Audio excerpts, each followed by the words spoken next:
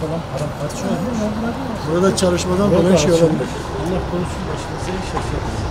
Hiç bundan şey yapmayın. Çünkü sizin ekibiniz öğrenir, Malatya'daki mimarlar iyi örnek yapmış. Şöyle doğru bir iş yapalım. Onunla ilgili o işte protokolde çalıştık.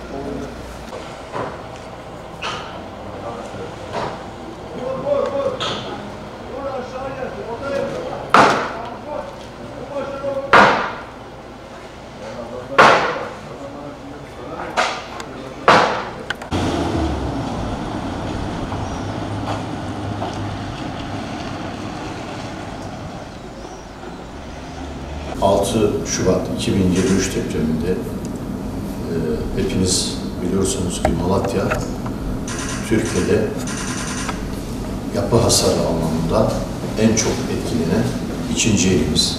Yeşilyurt ilçemiz de Antakya'dan sonra bu depremde en çok hasar alan ikinci merkez ilçe konumunda.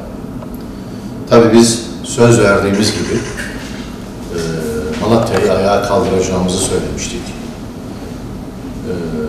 31 Mart öncesi aday gösterildiğimizde Büyükşehir Belediye Başkanımızla, Battalgazi Belediye Başkanımızla, şehrin vekillerimizle, valilerimizle, il başkanlarımızla ortak bir hedef noktasında birleşerek Malatya'yı 2 yılda ayağa kaldıracağımızı söylemiştik.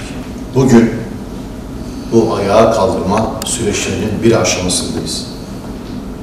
Kadim Yeşilyurt'ta 13 tane tescilli yapımız için, imza töreni için bir aradayız. Bir protokol oluşturmak üzere Kültür ve Turizm Bakanlığımızın Erzurum Böle ve Yanıtlar Müdürü ve Kültür Müdürümüzle birlikte, kıymetli hazırlığımızla birlikte bugün bu çalışmayı kayıt altına almak, protokol altına almak için buradayız.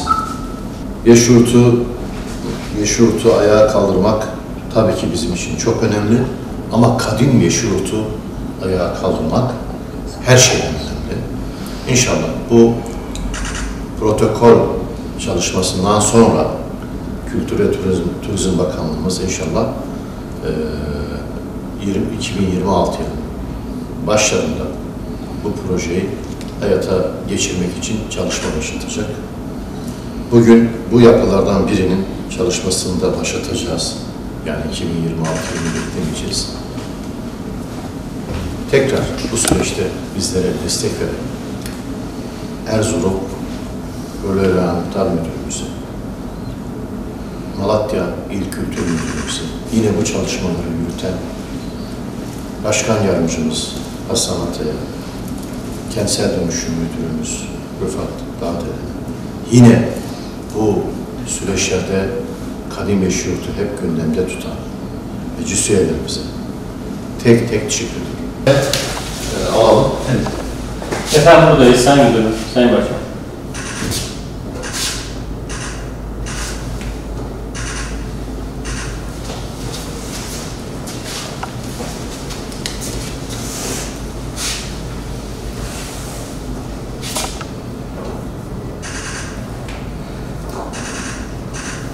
Evet.